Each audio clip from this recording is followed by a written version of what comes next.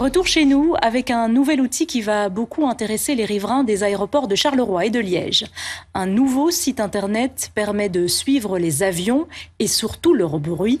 Le logiciel qui s'appelle Diapason va ainsi objectiver les nuisances sonores. La Société wallonne des aéroports entend jouer la carte de la transparence. Aurélie Henneton, Arnaud Gabriel et Philippe Lefebvre. Décollage pour Perpignan. Quel bruit fait cet appareil? Pour le savoir, direction un site internet. La mesure est disponible en une poignée de secondes. Résultat, 84 décibels au sol pour ce Boeing. Gaetano habite à moins de 2 km du bout de piste et au pied d'un sonomètre.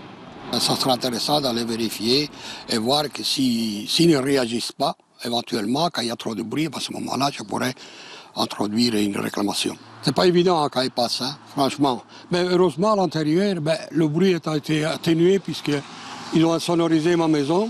Les sonomètres, ce n'est pas une nouveauté. Ce qu'il est, c'est le partage de leurs données en temps réel pour tous. La carte est interactive avec 33 lieux de prise de son autour de Charleroi et Liège, tous visibles.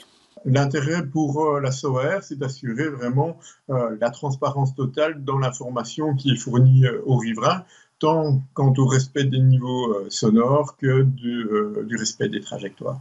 Qui a fait tant de bruit cette nuit? Pas besoin de se lever, la carte permet un retour en arrière dans les 24 heures et pourra servir de base pour des sanctions. L'outil est utilisé par le service public de Wallonie, qui est chargé des sanctions des appareils qui ne respecteraient pas les niveaux sonores.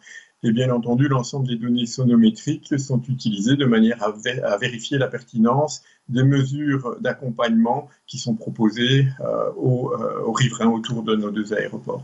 Comme l'isolation ou le rachat de la maison. En un peu moins de 20 ans, 10 000 familles ont été concernées pour un budget de 500 millions d'euros.